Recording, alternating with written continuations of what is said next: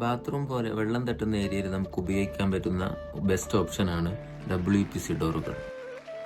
WPC ഡോറുകളാവുമ്പോൾ അത് paint അടിക്കേണ്ടി വരും. WPC ഡോറുകൾ സിമ്പിളായിട്ട് എങ്ങനെ പെയിന്റ് അടിക്കാമെന്ന് നമുക്ക് നോക്കാം.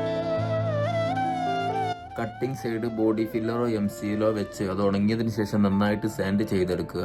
അതിനുശേഷം ആദ്യ കോട്ടായിട്ട് നമ്മൾ 2-pack അപ്പോക്സി അതിൽ അപ്ലൈ ചെയ്യുന്നു.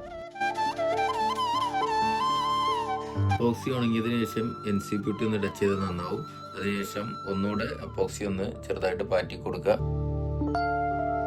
അത് ഉണങ്ങിയതിന് ശേഷം 220 പേപ്പർ ഉപയോഗിച്ചിട്ട് നന്നായിട്ട് ഒന്ന് സ്മൂത്ത് ചെയ്തെടുക്കുക. അതിനുശേഷം ഫൈനൽ കോട്ടായിട്ട് നമ്മൾ PU ഏതാണോ അടിക്കാൻ ഉദ്ദേശിക്കുന്നത് ഇതിൽ ഉപയോഗിക്കുന്നത് PU മാറ്റാണ്. അത് അടിച്ച് ഫിനിഷ് ചെയ്തെടുക്കുക.